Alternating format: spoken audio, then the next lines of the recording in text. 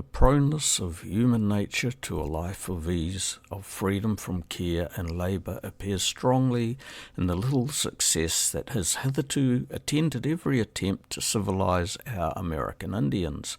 In their present way of living, almost all their wants are supplied by the spontaneous productions of nature, with the addition of very little labour, if hunting and fishing may indeed be called labour when game is so plenty. They visit us frequently and see the advantages that arts, sciences, and compact society procure us. They are not deficient in natural understanding, and yet they have never shown any inclination to change their manner of life for ours, or to learn any of our arts. When an Indian child has been brought up amongst us, taught our language, and habituated to the customs, yet if he goes to see his relations and make one Indian ramble with them, there is no persuading him ever to return, and that this is not natural to them merely as Indians, but as men, is plain from this, that when white persons of either sex have been taken prisoners young by the Indians, and lived a while among them, though ransomed by their friends and treated with all imaginable tenderness to prevail with them to stay among the English, yet in a short time they become disgusted with our manner of life, and the care and pains that are necessary to support it, and take the first good opportunity of escaping into the woods, from whence there is no reclaiming them. In one instance I remember to have heard where the person was brought home to possess a good estate, but finding some care necessary to keep it together, he relinquished it to a younger brother,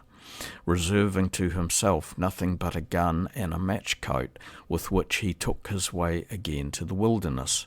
Though they have few but natural wants, and those easily supplied,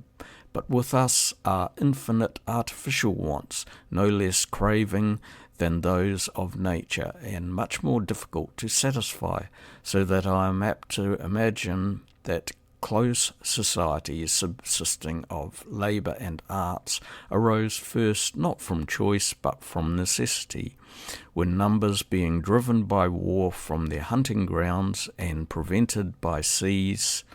or other nations were crowded together into some narrow territories which without labour would not afford them food.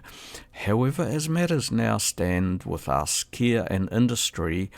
seem absolutely necessary for our well-being. They should therefore have every encouragement we can invent, and not one motive to diligence be subtracted, and the support of the poor should not be maintaining them in idleness, but by employing them in some kind of labour suited to their abilities of body, etc., as I am informed of late to be the practice in many parts of England, where workhouses are erected for that purpose. If these were general, I should think the poor would be more careful and work voluntarily and lay up something for themselves against a rainy day, rather than run the risk of being obliged to work at the pleasure of others for a bare subsistence, and that too under confinement. The little value Indians set on what we prize so highly under the name of learning appears from a pleasant passage that happened some years since a treaty between one of our colonies and the Six Nations, when everything had been settled to the satisfaction of both sides and nothing remained but a mutual exchange of civilities. The English commissioners told the Indians they had in their county a college for instruction of youth who were taught various languages, arts and sciences, that there was a particular foundation in the favour of Indians to defray the expense of the education of any of their sons who would desire to take the benefit of it. And now, if the Indians would accept of the offer, the English would take 6 of their brightest lads and bring them in the best manner. The Indians, after consulting on the proposal, replied, that it was remembered some of their youths had formerly been educated in that college, but it had been observed that for a long time after they returned to their friends, they were absolutely good for nothing, being neither acquainted with the true methods of killing deer, catching beaver, or surprising an enemy.